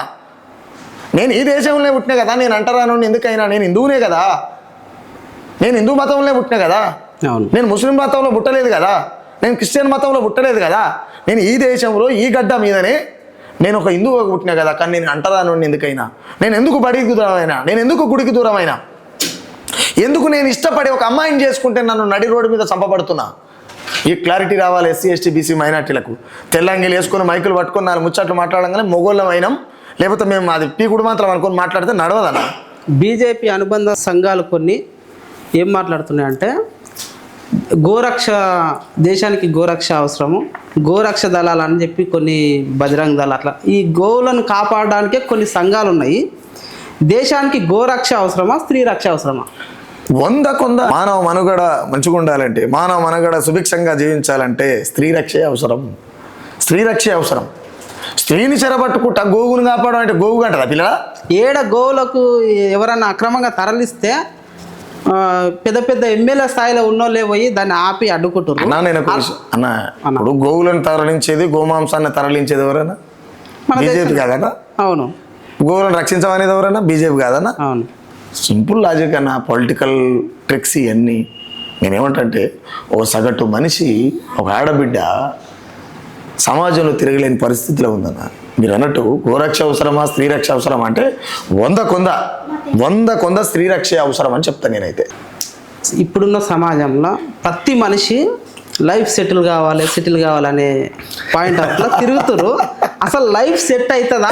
లైఫ్ సెటిల్ అంటే ఏందన్న? లైఫ్ అనేది సెట్ ఎప్పుడు కాదు, బాగా గుర్తుపెట్టుకో. ఇది బాగా గుర్తుపెట్టుకో. లైఫ్ అనేది ఎప్పుడు కూడా సెట్ కాదు. ఎందుకు కాదు అని అంటే, నువ్వు నీకంటే ఒక గోల్ పెట్టుకుంటావు. ఆ గోల్ పెట్టుకున్న తర్వాత దానికి రీచ్ అవుతావు. రీచ్ అయిన తర్వాత ఆ గోల్ అయిపోయిన తర్వాత ఏం చేస్తావు? అక్కడ నువ్వు చావవుగా? లేదు, చావవు కదా. నువ్వు చావు, నీతో పాటు నీ మైండ్లో ఉన్నటువంటి కోరిక కూడా చావదు కదా. నువ్వు బతుకున్న రోజులు నీ మైండ్ పని చేస్తుంది కాబట్టి కోరిక పెరుగుతుంది. ఆ గోల్ నుంచి ఇంకో గోల్కి రీచ్ కావాలనుకుంటావు. మనిషి అంత ఇట్లా ప్రయాణం చేస్తూనే ఉంటాడు. మనిషి ఎక్కడ కూడా ఒక దగ్గర ల్యాండ్ అయ్యి, మంచి మెథడ్ ఏది కూడా ల్యాండ్ అయ్యి ఆలోచించదు. మనిషి సక్సెస్ కావడం అనేది నీకే ఇబ్బంది ఉన్నా లేకపోయినా, మానసిక ఇబ్బంది లేకుండా, మానసిక ఒత్తిడి లేకుండా జీవించి చనిపోయిన వాడు మాత్రమే ఇక్కడ గోల్ రీచ్ అయినట్టు లెక్క. మనిషి పుట్టుకకు సార్థకత తీసుకున్నట్టు లెక్క.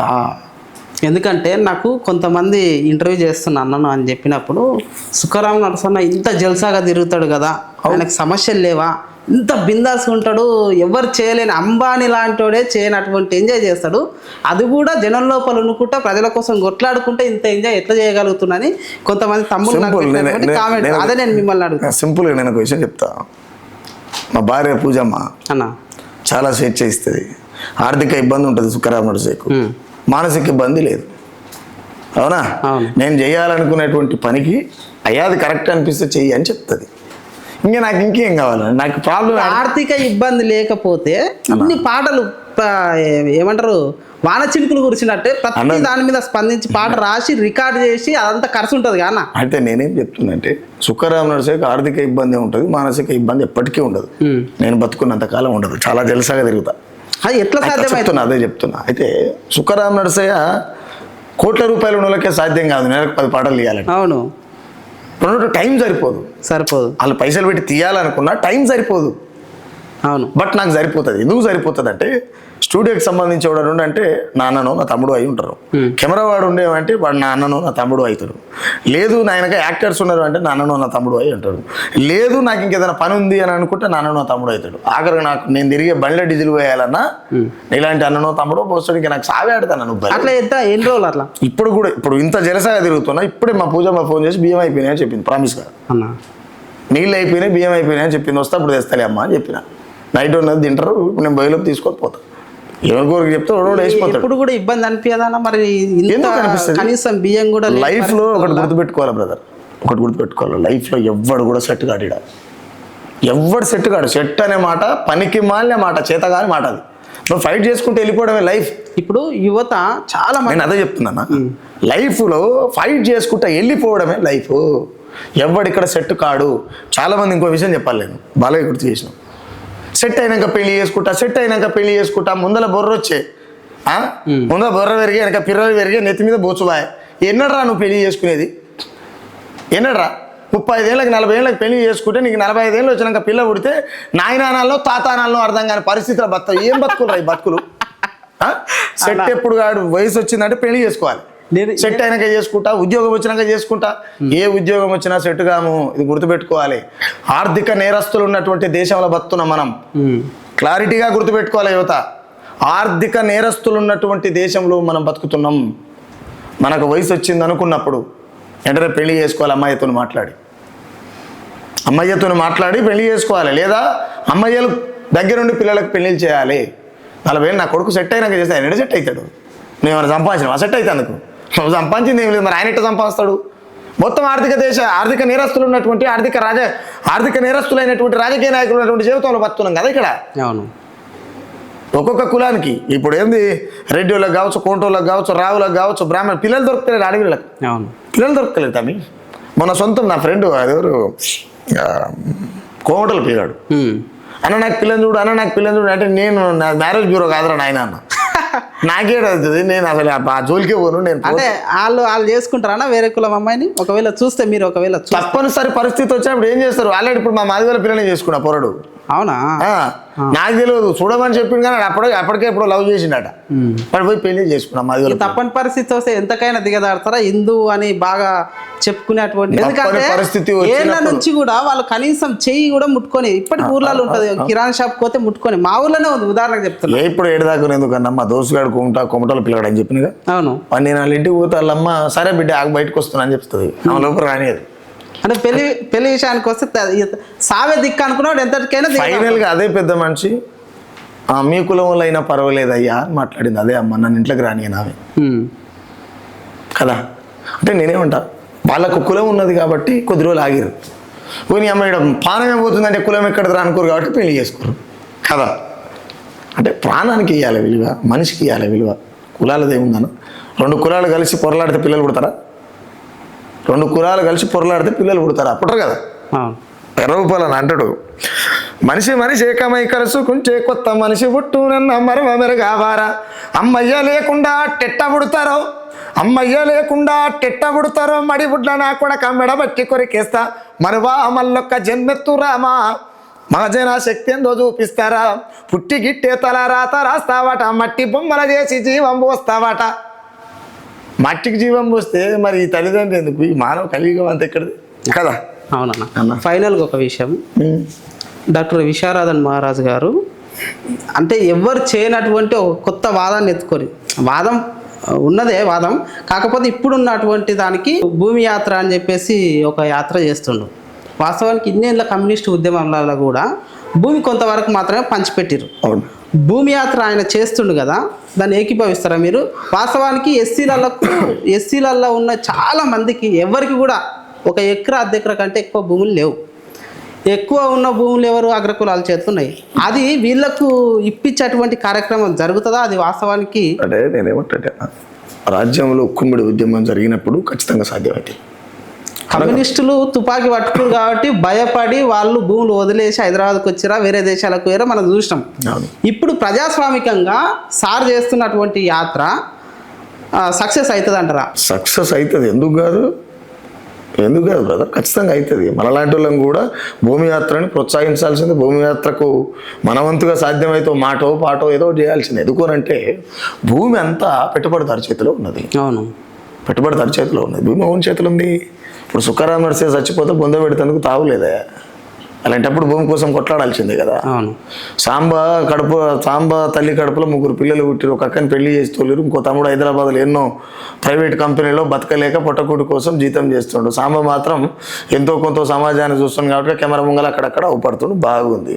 కానీ అదే సాంబ ఇప్పుడు పెళ్లి చేసుకోవాలంటే అమ్మి మంచి జీవితం, మంచి నేను ఉల్లాసంగా హైదరాబాద్ పెద్ద ఏమంటారు పంచనాలు అంటారా, ఆ పెద్ద ఫంక్షనాలు చేసుకోవాలంటే ఆ ఫంక్షనాల కిరాయే కట్టాలి 5-6 లక్షలు. 5-6 లక్షలు కట్టాలంటే ఎకరం అమ్ముతందుకు కూడా నీకు ఎకరం కూడా లేదుగా, ఏం పెట్టి కడతావు? అలాంటప్పుడు చూద్దాం, భూమి యాత్ర చేయాల్సిందే కదా. కాబట్టి భూమి యాత్ర ఖచ్చితంగా విజయం సాధించాలని మనస్ఫూర్తిగా కోరుకుంటున్నా. ఆ భూమి అంతా ఒక వర్గం దగ్గరనే ఉన్నది, అంటే ధనిక వర్గం దగ్గరనే ఉన్నది, ఆధిపత్య కులాల దగ్గర ఉన్నది. బీసీలు కూడా నినమన కొంకురు అయ్యా, ఒక 20-30 ఏళ్ళు అటు లోపు కొంకురు అంతే. ఎవరికాడ ఏం భూమి లేదు, అంతా బుడిగం చేసిన వాళ్ళే, అంతా బుడిగం చేసిన. ఇంకోటి ఏంటంటే మొత్తము ఎస్సీ బీసీలకు ఉన్నటువంటి భూమి లావని పట్ట ఉన్నది. చెల్లరల్లా గుట్టలల్లా అవి పంట వండదు, ఎండదు, సావులేక బతకలేక ఉంటది. మిగతా ఈ అగ్రకులాలు అయితే ఏవైతే పేర్లు చెప్పుకుంటున్నావు వాళ్ళకి ఏడ కూడా ఒక్కరికి కూడా లావని పట్టు. వాళ్ళని అగ్రకులం మీరు ఒకటి బాగా చెప్తా నేను, వాళ్ళని అగ్రకులం అనొద్దు, వాళ్ళు శూద్రులు. అగ్రకులం అని చెప్పుకుంటున్నటువంటి శూద్రులు. బ్రాహ్మణీయ భావజాలంలో మనం మాట్లాడితే అగ్రకులం అని చెప్పుకోబడుతున్నటువంటి రెడ్డి రావులంతా కూడా శూద్రులు. కొంత ఆర్థికంగా దోపిడీ నేర్చుకున్నారు కాబట్టి, మోసాలు చేయడం నేర్చుకున్నారు కాబట్టి, అనగదొక్కడం నేర్చుకున్నారు కాబట్టి వాళ్ళు ఆధిపత్య కులంగా పరిగణించబడ్డారు ఇడా. కాబట్టి వాళ్ళు కూడా బాబానాయన ఇట్లా పోయి కూర్చుంటారా? లేదు. గర్భగుడిలో పోయి కూర్చుంటారా? ఇక్కడ అగ్రవర్ణం వాడు ఉండే అంటే ఆడు బాబనోడే దానికి ఫైనల్ అన్న. ఈ భూమి యాత్రకు మీ మద్దతు ఖచ్చితంగా 100 కొంత ఉంటుంది అన్న. అది వాస్తవానికి కూడా అది చాలా పెద్ద ఒక కమ్యూనిస్ట్ ఉద్యమం ఎట్లనో అది కూడా ఆ రకంగా విషయం చెప్తా. భూమి యాత్రలో భాగంగా విశారదన్ అన్నకు ఏమైనా జరిగినా మనం ఆశ్చర్యపోవాల్సినటువంటి అవసరం లేదు. రాజ్యం భూమి జోలోకి వస్తే పోయిన వదిలిపెట్టదు. భూమి చాలా బలమైంది. కార్ల్ మార్క్స్ అంటాడు, క్యాపిటల్లో రాసిండు ఆయన, పెట్టుబడిదారి వ్యవస్థ ఖండాల తొలుసుకుంటూ పోతుంది అని రాసిండు ఆయన. ఖండాల తొలుసుకుంటూ పోతుంది అని రాసిండు. ఈ గుట్టలు భూములు పెద్ద పనే ఏంటి? భూమి జోలికి వస్తే రాజ్యం ఏమైనా చేస్తుంది మనిషి. భూమి అనేటువంటి ఉద్యమం చాలా చాలా చాలా చాలా పెద్దది. ఆ ఉద్యమం 100 తెలంగాణ ఉద్యమాలు కలిస్తే ఒక భూమి ఉద్యమం అవుతుంది. అంత పెద్ద ఉద్యమాన్ని ఎత్తుకొని ముంగలికి నడవడం అనేది చాలా ధైర్యంతో కూడుకున్నది. సమాజం కోసం సావునైనా సేకరిస్తామనేటువంటి వ్యక్తులతో మాత్రమే అవుతుంది. ఇప్పుడు నన్ను చాలా మంది అంటుంటారు, అన్నా నువ్వు రాజ్యానికి అడ్డం పోతావు, నిన్ను చంపుతారు. నాకు తెలియదా? నాకంటే ముందున్న వాళ్ళని చంపారు కదా. అవును, నా ఇంట్లోనే 12 మంది చచ్చిపోయారు కదా, నేను ఒక్కరిని మిగిలే కదా. నేనేమనుకుంటా అంటే ఇంట్లో వండిపెట్టింది తిని పైకాయలకు పోయి కూర్చొని మళ్ళీ ఇంట్లో పోయి పండుకొని మళ్ళీ వండిపెట్టింది తిని మళ్ళీ పైకాయనకు పోయి ఇది కాదు కదరా నాయన జీవితం. నేను చచ్చిపోతే మా నాయన ఫలానా అని చెప్పుకోవాలి నా పిల్లలు. నేను చచ్చిపోతే నీలాంటి తమ్ముళ్ళు గన్నలాగా బతకాలనుకోవాలి. ఇప్పుడు నేను చచ్చిపోతే ఇప్పుడు అంబేద్కర్ను చూసి మాలాంటి వాళ్ళని తయారైన, కారల్ మార్క్స్ లాంటి వాళ్ళని చూసి నాలాంటి వాళ్ళని తయారైన, నాలాంటి వాళ్ళు ఎంతోమంది నా ముందు తరం కావచ్చు లేకపోతే నా ఆయనకు వచ్చే తరం కావచ్చు, ఎంతోమంది వాళ్ళని చూసి ఇన్స్పైర్ వచ్చిన వాళ్ళమే. ఎవరికి కూడా స్వతహాగా ఏం పుట్టుకరాలేడు, ఒకరిని చూసి ఇన్స్పిరేషన్ అయ్యి వచ్చిన వాళ్ళం. బట్ మన జీవితం కూడా ఇన్స్పిరేషన్గా ఉండాలి అనేటువంటి పాయింట్ ఆఫ్ వ్యూ ఈ కష్టాన్ని నష్టాన్ని అన్నీ మోసుకుంటా ఎంత ఆర్థిక ఇబ్బంది ఉన్నప్పటికీ కూడా మానసిక ఉల్లాసంతో ఉన్నాం కాబట్టి కొనసాగుతూ ఉన్నది. అన్న యువతకు ఏదన్నా మీరు అంటే ఇప్పుడు బాగా డిప్రెషన్లో ఉండి ఆత్మహత్యలు చేసి వ్యసనాలకు అలవాటు పడుతున్నటువంటి యువతకు మీరు ఇచ్చే సందేశం? నేను ముఖ్యంగా చెప్తా, లైఫ్ అనేది ఎప్పుడు కూడా సెట్ కాదు. లైఫ్ సెట్ కావడం అనేటువంటి మూర్ఖత్వమైనటువంటి మాటని ఫస్ట్ ఆఫ్ ఆల్ మర్చిపోవాలి. అది తల్లిదండ్రులు కావచ్చు, ప్రస్తుతం ఉన్నటువంటి యువత కావచ్చు, చదువుకున్నటువంటి విద్యార్థులు కావచ్చు, ఎదుగుతున్న వాళ్ళు ఎవరైనా కావచ్చు, ఆ ఎదుగుతున్నటువంటి కన్నా తల్లిదండ్రులు కావచ్చు. సెట్ అయిన తర్వాత చేస్తామంటే భూమి మీద సెట్ అయినాడు ఎవడూ లేడు. ఇవాళ అంబానీ ఆదానీలకు ఆస్తులు లేకనా ఎందుకు ఇంకా వ్యాపారాలు చేస్తున్నారు? వాళ్ళు ఆల్రెడీ వెల్ సెటిల్డ్ కదా. కాబట్టి సెట్ అవ్వడం అనేది ఏముండదు. జీవితం అనేది ఒక యుద్ధంలో సాగిపోతూనే ఉండాలి. ఒకటి తర్వాత ఒకటి వాగులు వంపలు వయ్యలు వరలు ఎట్టొస్తాయో జీవితం కూడా అట్లనే ఉంటుంది. ముఖ్యంగా నేనేమంటే ఇప్పుడున్నటువంటి యువత వయసు వచ్చిందంటే పెళ్లి చేసుకోవాలి భయ్. వయసు వచ్చిందంటే పెళ్లి చేసుకోవాలి. నచ్చిన పిల్లని చేసుకుంటావా లేకపోతే అమ్మనాయనని చూడమంటావా? ఏది చేస్తావో మొత్తం మీద నువ్వు ప్రేమించి పెళ్లి చేసుకుంటావా, మాట్లాడుకొని చేసుకుంటావా, ఎట చేసుకున్నా వయసు వచ్చిందంటే పెళ్లి చేసుకోవాలి. ఎందుకు అనంటే జీవితం అనేది ఏమంటారు, కక్కొచ్చినా ఆగదు కళ్యాణం వచ్చినా ఆగదు అనేటువంటి ఈ పనికి మళ్ళీ సామెతను పక్కకు పెట్టాలి. ఫస్ట్ ఆఫ్ ఆల్ నువ్వేమనుకుంటే అదే జరగాలి, నువ్వేమనుకుంటే అదే జరుగుతుంది, అంతే కదా. నువ్వు కాలానికి చేతులు పెడితే కాదు, గాలికి దీపం పెట్టినా ఖచ్చితంగా ఆరిపోతుంది. దేవుడు చెప్తాడు దాన్ని ఉంటే కదా ఆపుతందుకు. బట్ దీని ఏమంట యువత ఇంకోటి నిరుద్యోగం అనేటువంటి ఆ నిందలు మోస్తూ నలిగిపోతూ ఉరి వేసుకుంటున్నటువంటి బిడ్డలకు మాత్రం ఒకటి చెప్తా, ఈ దేశంలో నిరుద్యోగం అనేది పోదు. పెట్టుబడిదార వ్యవస్థ బతుకున్నంత కాలం నిరుద్యోగం ఉంటుంది. ఎందుకు నిరుద్యోగం ఉంటుంది? ప్రభుత్వాల వల్ల కాదా అనుకుంటే ఈ ప్రభుత్వాలే ఆ పెట్టుబడిదారిని పోషించేది. ఆ పెట్టుబడిదారి వ్యవస్థకు అండగా నిలబడేది మాత్రమే ప్రభుత్వం. ఈడ నిరుద్యోగం అనేది లేకపోతే పెట్టుబడిదారి వ్యవస్థ నడవదు. ఈ రాజ్యాన్ని పరిపాలిస్తున్నటువంటి నాయకులకు సొమ్ము పెరగదు. కాబట్టి ఖచ్చితంగా నిరుద్యోగం ఉంటుంది. మనం ఏ పని చేసైనా సరే ఆకలితోనైతే చావద్దు మనిషి ఏం చేసినా సరే. బట్ కాబట్టి నేనేమంటా యువత ఆదర్శంగానే ఉండాలి, కానీ నిందలు మోసి నిందల పాలై ఆత్మహత్యలకు గురి కావద్దని చెప్పి నేను మనస్ఫూర్తిగా కోరుకుంటున్నాను. అన్న చిన్న మాట, కుల హత్యలు చేస్తున్నటువంటి తల్లిదండ్రులు ఎవరైతే ఉన్నారో వాళ్ళకు కూడా ఒక సందేశం ఇవ్వండి. అది చేయడం కరెక్ట్ అంటే కుల హత్యలు చేస్తున్నటువంటి మొన్న ఎవడాడాడు అని పేరు మొన్న జరిగినటువంటి నాయనమ్మ కళ్ళల్లో ఆనందం కోసం చంపినాము అని అంటారు. మరి ఆ నాయనమ్మ పిల్లల కన్నదా లేకపోతే కుక్కల కన్నదా కడుపులో నాకు అర్థం కాలేదు. ఒక మనిషిని కంటేందుకు ఎంత ఇబ్బంది పడుతుంది ఆ తల్లి. పొద్దున్న నుండి పొత్తు కడుపులో నుంచి పిల్ల బయటకు వస్తేప్పుడు భూమండలం అంతా పగిలిపోయి భూకంపం వచ్చినట్టుగా ఉంటుంది ఆ తల్లి శరీరం. ఆ శరీరం ఆ నొప్పులను ఎట్లా మర్చిపోయింది? ఒక ఆడతల్లి అయి ఉండే ఆమె కదా. నువ్వు ఎట్లయితే నీ మనవలకు అన్నావో, ఎట్లయితే నీ కొడుకులకు అన్నావో, వంటి వాళ్ళ అమ్మ కూడా అట్లనే కానీ ఉంటుంది కదా. ఎందుకు నీకు ఆ నొప్పులు గుర్తురాలి ఒక ఆడదాని వేయండి? కాబట్టి ఏమంటారు, తల్లిదండ్రులు కావచ్చు, అన్నదమ్ములు కావచ్చు, బావబామ్మడులు కావచ్చు, అక్క చెల్లెళ్ళు కావచ్చు, ఎవరైనా కావచ్చు, ఫస్ట్ ఆఫ్ ఆల్ ప్రాణానికి విలువ ఇవ్వండి. ప్రాణం అనేది పోతే తిరిగి రాదు కదా. ప్రాణానికి విలువ ఇవ్వండి.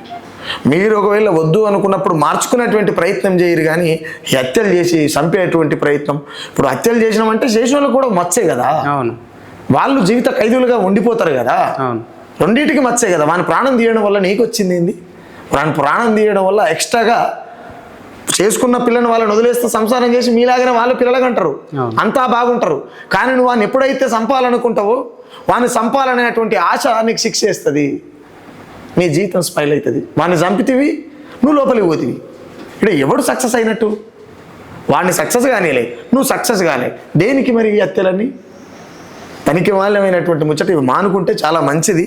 ఎందుకంటే తల్లి పడేటువంటి శోకం ఎవ్వరికి అర్థం కాదు. ఎందుకంటే నేను 3 పిల్లలు కానీ నాకు ఎవడు గతి లేకపోతే నేను దగ్గరుండి చూసిన, మా పూజమ్మ పిల్లల కంటే నేను దగ్గరుండి చూసిన ఒక తల్లి ఎంత బాధపడుతుంది అనేది. ఇప్పుడు వానశిలుకులు పడితే నేలంతా ఎట్లా మెత్తగా అవుతుంది, మనం కాలు పెడితే శరీరం అంతకంటే కూడా మెత్తగా అవుతుంది పిల్లలు కానీ టైంలో. కాబట్టి ప్రతి ఒక్క తల్లి ఇది నేర్పాలి, మీ పిల్లలకి నేర్పురు. మా అమ్మగారిని మీరు దండం పెడతా. కొంతమంది వ్యక్తుల పేర్లు చెప్తా, వాళ్ళ వ్యక్తి అయినా కావచ్చు, శక్తి అయినా, పదవులతో సంబంధం లేదు, మనిషిగా వాళ్ళ పేర్లు చెప్తా, సూటిగా వాళ్ళ ఏందనేది మీరు ఒక మాటలో చెప్పాను. అడుగు. మోడీ, కేడి, అమిత్ షా మానవత్వాన్ని చంపేటువంటి మూర్ఖుడు. కేసీఆర్ లాజికల్ రాజకీయాలు చేయగలుగుతాడు. రేవంత్ రెడ్డి దొంగ. చంద్రబాబు నాయుడు పెద్ద దొంగ. డాక్టర్ విశారదన్ మహారాజ్ మహనీయుల మార్గంలో నడుస్తున్నటువంటి ఉద్యమకారుడు. ఓకే, ఇప్పుడు ప్రజల కోసం పాట పాడినటువంటి వ్యక్తుల మీద ప్రజానాట్య మండలి డోలక్ దయన్న ప్రజానాట్య మండలి కాదు, జననాట్య మండలి, సారీ. డోలక్ దయన్న అద్భుతం, మహా అద్భుతం, విప్లవ శంకారామం. ఆయన ఏళ్ళు అదేదో కట్ చేస్తే ఆయన ఏళ్ళు మొత్తం ఇడికి నరికారు. డోలకు కొట్టినందుకు ఇడికి నరికేసారు. ఇక నరికేస్తే మళ్ళీ వెల్డింగ్ షాప్కి పోయి ఏళ్ళకి సంబంధించి ఇనప బుర్రలు చేసుకుని మళ్ళీ కొట్టిండు. తర్వాత ముక్కలు నరికేసారు. ఇడు ఇట్లా కూడా వినడు అని చెప్పి కేవలం డోలకు కొట్టినందుకు. ఎందుకంటే చాలా ఇబ్బంది అనిపిస్తుంది కొన్ని. ఏనువే ఎవరి కోసం ఎంత దుర్మార్గం. రాజ్యం చాలా చిత్రహింసలు పెడుతుంది భయ అన్న. ఇప్పుడు నేను చెప్పినటువంటి పేర్లకు వాళ్ళది ఏదైనా ఒక పాట మీరు అన్న. దేవరకొండ భిక్షపతి ఆయన పాటమ్మ కొడుకు, ఆయన గురించి ఏం చెప్తాం? నిన్ను విడిసి ఉండలేనమ్మా ఓ పాటమ్మ, నిన్ను ఎన్నడూ మరచిపోనమ్మో నా పాటమ్మ, ప్రతి మదిలోనే మెదులుతుంటావో పాటమ్మా, నా ఎద నిండా పదిలంగున్నవో పాటమ్మా అన్న. గూడంజన్న అమ్మోనివా నువ్వు అయ్యోనివా, తెలంగాణోనికి తోటి పాలోనివా అన్న. గద్దరన్న అమ్మా తెలంగాణమా ఆకలికే కలగానమా, అమ్మా నీకు వందనాలమ్మో, అమ్మా నీ ప్రేమ నీదమ్మా, ఎట్టొల్లా మట్టి సిప్పవు కాయిదోల్లా గండ్రగొడ్డలివి, అమ్మా తెలంగాణమా ఆకలికే కలగానమా. కలేకూరి ప్రసాద్ నా భూమికి పచ్చాని రంగేసినట్టో అమ్మలా, పంట సేలు వెరగాలని రైతన్నలాశో అమ్మలా అన్న. మారోజు వీరన్న పాట పాడదన్నా. దళిత పూలులమ్మ నిలబడి కలబడి పోరు చేసినం, ప్రజాకారులనే తరిమి కొట్టినం. చాలా అద్భుతంగా పాడేదాన్ని. బెల్లి లలితక్క తాగబోతే నీళ్లు లేవు తుమ్మెదాలో, తడి గొంతులారిపాయే తుమ్మెదాలో. ఇప్పుడు బాగుపడతాక అంటే ఆల్రెడీ అమరు లైన్ నేను ఇప్పుడు బతుకుని అడుగుతాను. అంటే ఎంతవరకు అయితే ఎండ్ అవుతుందో మీరు ఒక మాట చెప్పిర్రు, నా సావు నిర్ణయిస్తుంది నేను ఎవరని చెప్పేసి. కాబట్టి వాళ్ళ త్యాగం గొప్పది. కాబట్టి అన్న నేను ఏమంటున్నా అంటే, నువ్వు బతుకుని కూడా అడిగినా చెప్తా.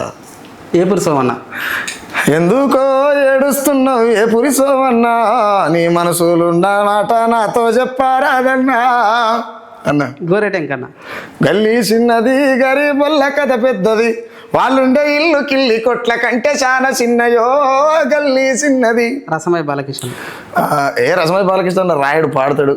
ఓయమ్మ తెలంగాణ పల్లె ఈనాడు ఎందుకింత చిన్న వాయే. వరంగల్ సినిమా రాసిండేది రసమైన వాటిని. మిట్టపల్లి పాలామూరు పిల్లగాడు పల్లె దాటని అన్న. రెంజల రాజేష్ మొక్కి నొసలు అరిగి పాయరా, స్వేచ్ఛను అడిగి గొంతులో తడియారిపోయిందిరా. థ్యాంక్ యూ అన్న, మీ విలువైన సమయాన్ని మాకు ఇచ్చి సమాజానికి ఒక మంచి సందేశం ఇచ్చినందుకు. ప్రజల కోసం ఎప్పుడు పిలిచినా వస్తాయి, ముఖ్యంగా నేను థ్యాంక్ యూ మీ తర్వాత ఎవరికి చెప్పాల్సింది ఉందంటే, మిమ్మల్ని ఈ స్థాయికి ప్రోత్సహించినటువంటి వదినమ్మకు ప్రత్యేక ధన్యవాదాలు. నేను కూడా దండం పెడుతున్నాను.